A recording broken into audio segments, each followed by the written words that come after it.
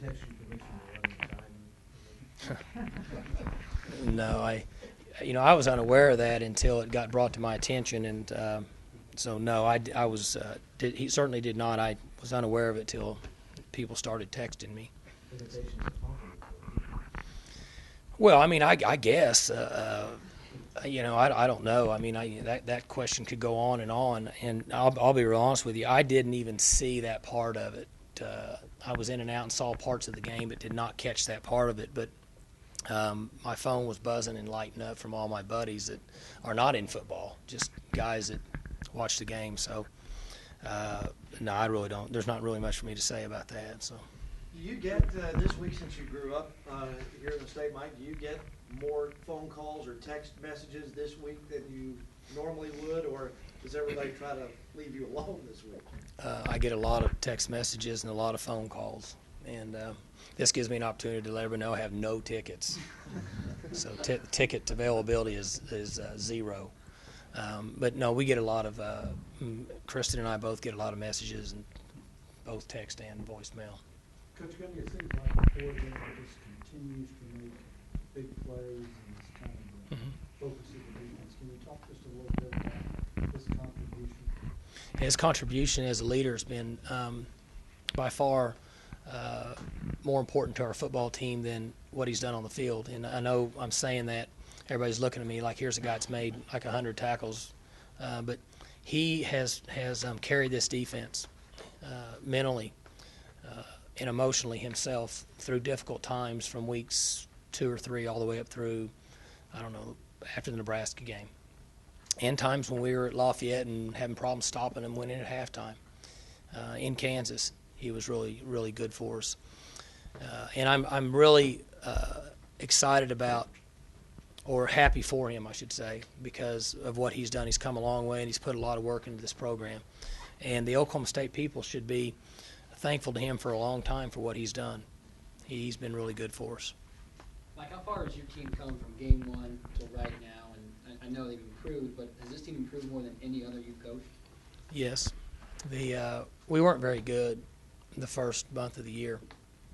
The concerns that we had as a coaching staff was youth, inexperience at skill positions, and really not knowing what kind of chemistry we had as a group.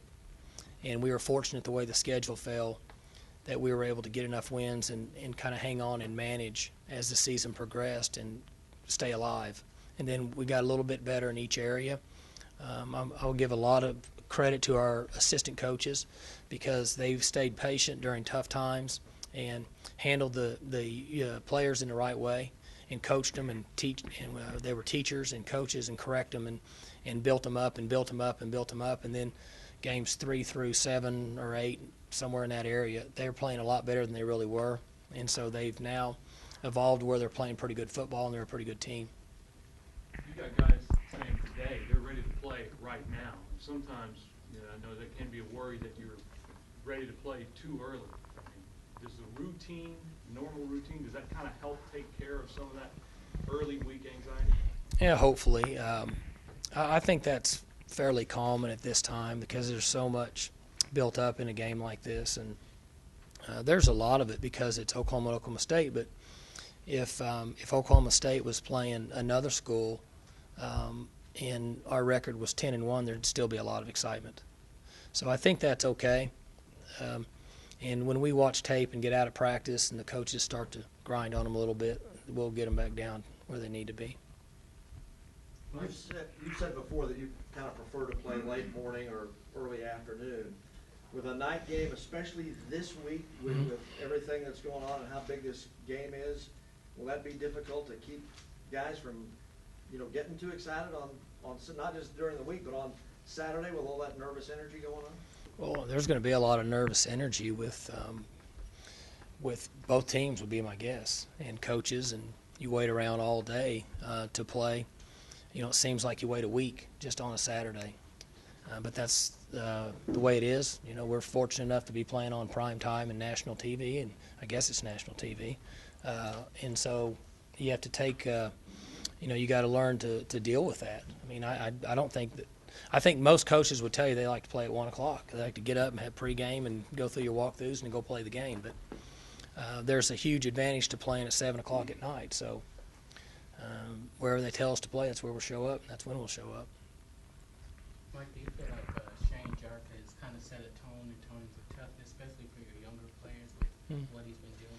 He falls in the category of Ori Lemon, not as much of a verbal leader as Ori is, but he kind of leads by example.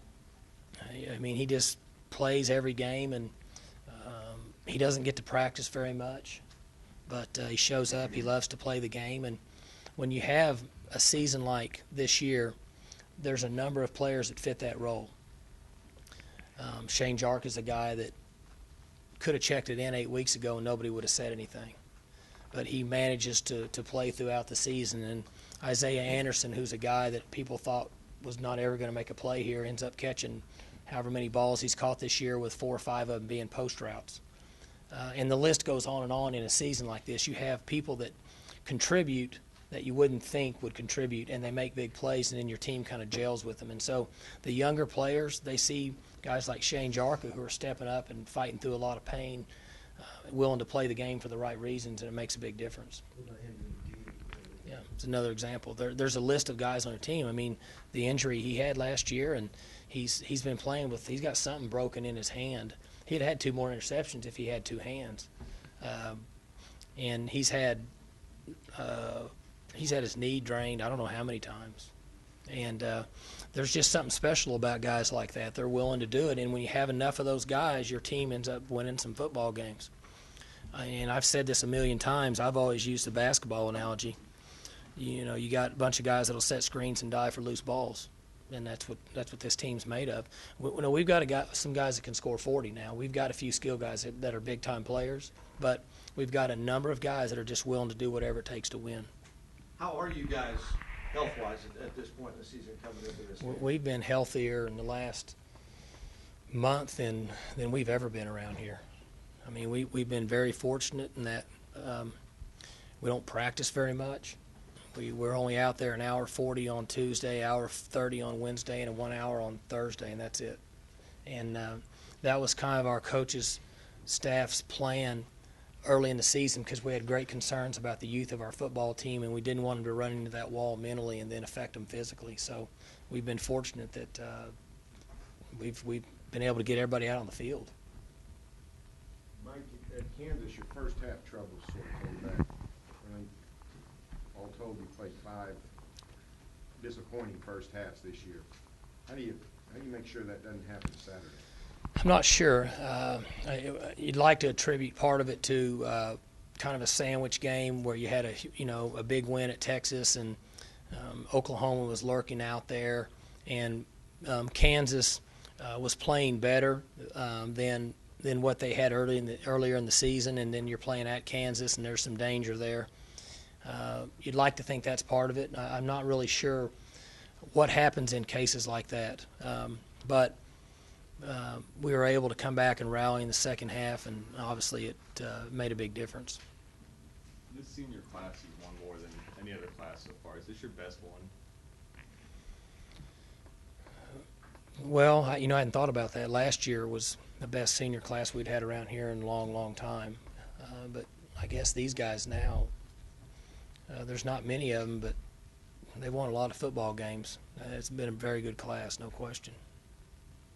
I don't know if you even think about this. I think you were still in high school, if I remember right, in the '84 game. But is this coming up the biggest Bedlam game that you've ever been a part of? Oh, I mean, I don't know. They ask that every year. We've had some big ones around here. I'm not sure how you categorize if they're one's any bigger than the other. But this week is a big game. And, it's kind of hard to compare them to the rest. They're all pretty big. Coach, does it feel different coaching big games like this and games like Kansas last week or Tulsa early in the season? From what perspective? Does it feel different for you as a head coach? Oh, I think there's a lot of excitement in the area, and then, as I mentioned earlier, the community on campus, and when you're involved in a game like this, that's different. But from a coaching standpoint, you always worry about special teams and turnovers and tackling and the things that are important in every game.